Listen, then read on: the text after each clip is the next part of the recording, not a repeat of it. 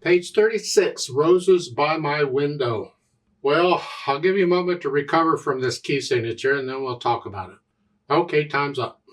This has 7 sharps. That's the most we can have, basically. I mean, people have tried to add more. It's ridiculous. Just 7 is all you need. You don't even need 7. It's this key is C sharp major. It simply means every note in the key is sharped. So instead of C major, we have C sharp major, so every note goes up a half step. So it's here, C sharp, D sharp, E sharp, F sharp, G sharp, A sharp, B sharp, C sharp. Yeah. C sharp major. Remember, as you're playing it, every note is sharped. I would say go do my scale video on C sharp major, but C sharp major on piano is the same as D flat majors because it's the same note, C sharp, D flat, and D flat major only has 5 flats. So if you're going to go do a scale, I would recommend do the D flat major scale on that because it's the same keys on the piano, same fingering and everything. So that. Otherwise, don't bother on this. Let's just play something in where everything is sharped, just for the fun of it, I guess. So let's look it over. It's 1 page long. That's long enough, huh? Treble and bass clef. You got 1,000,000 sharps to deal with, and then 4/4 time. Right hand first. Let's make sure we got this. We're basically playing on the black keys. So you can be up in here for the most part. It's C sharp, then A sharp, and then 3, come down. This way you can reach that. And then I use 4 after that because you got a B sharp. That's a B sharp now. And then lift up and come up and do it again.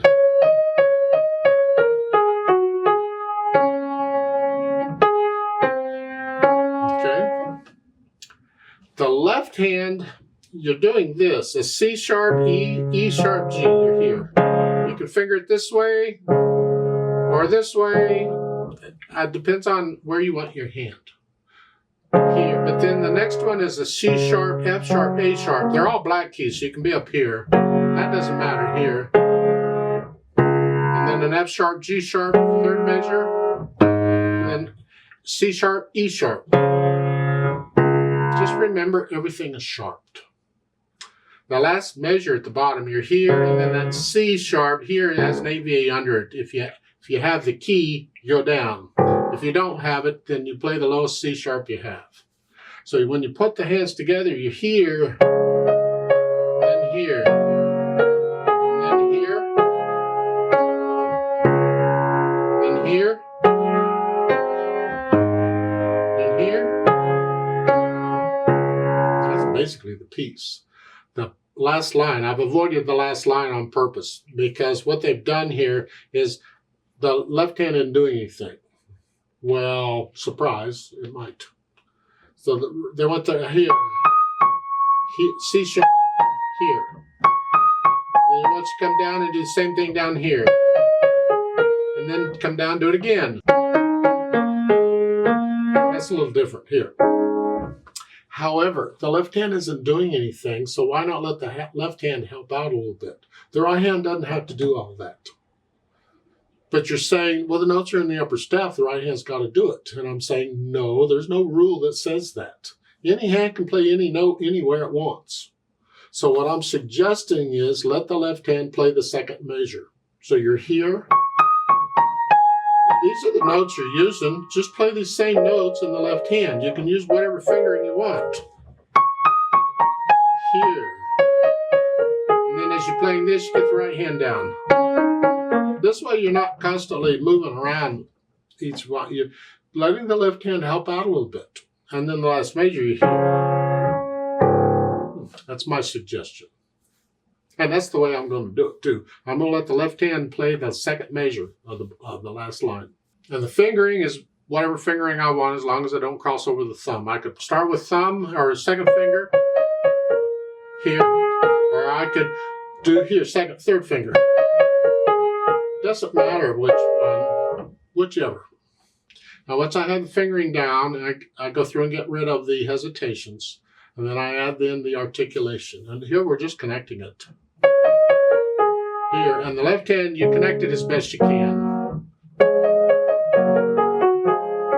Lift up, lift up, lift up, lift up like taking a breath.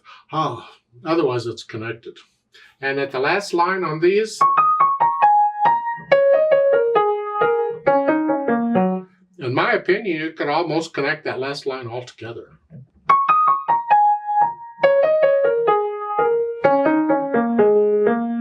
I can connect it all together. They have it slurred a measure at a time, but they're telling you to use the same hand. And there you have to lift up. But if I let the left hand help out, I don't have to lift up anymore. I can connect the whole line together. And I think it sounds better with the last line all connected together. It gets a bit choppy after a while when you're just lifting up constantly. It's a personal taste. It's interpretation. Now, dynamics, MP is mezzo piano. It's the melody, which is the right hand. Whatever you think sort of soft is. This left hand chords need to be very soft, and see if you can get them down at the same time. I don't, but maybe you can.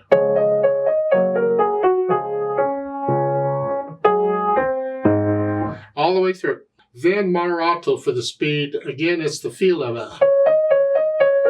You don't want these to go too fast, but you don't want these, you don't want this to drag. So find some speed in the middle that feels good and go with that. You get a ritardando at the end, slow down. And the fermata at the end, or the hold, you hold that out for as long as it feels right, and then lift everything up together. Okay. Now on top of that, they've added pedal. I like it without pedal myself, but it would be nice to connect this left hand. Whatever. So we can use pedal to help us out there. It also adds the overtones. I just don't want to blur this. I like that kind of clean. So what can we do? Well, sometimes we do the best we can. Again, I'm going to push the notes down first and then the pedal, but it has to go right down quickly or I'll lose that first note. Change it. Lift up with the hands for the phrasing.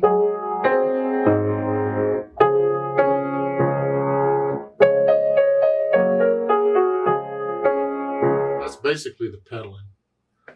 Now, if this pedaling, if that's not too blurry for you, that's fine. You can do that. If it is too blurry, then we need to adjust the pedaling so it isn't. And what I can do is on the measure, it's the first two measures of the first two lines, where the eighth notes are. I can change it on every beat. That clears it out a little bit.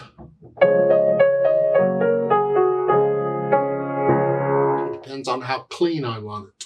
Maybe I want it blurry. So you have to experiment with the pedal and the different sounds it's giving you and go with what you like. It's interpreting the music. What do you like? What do you feel?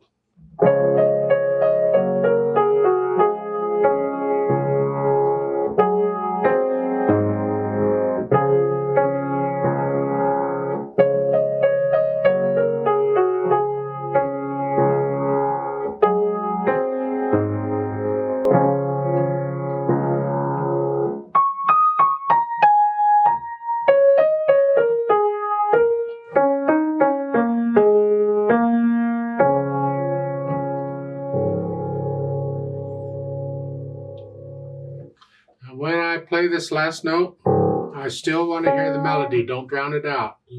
This is soft. Play this very softly. You're just basically stroking the key real gently. It goes down just real. Don't use the soft pedal. That's cheating now. You got to learn to do this with the hands. Now you can experiment with the interpretation. Maybe I put in a little swell in that. And here, it goes to here. So it's just a little bit.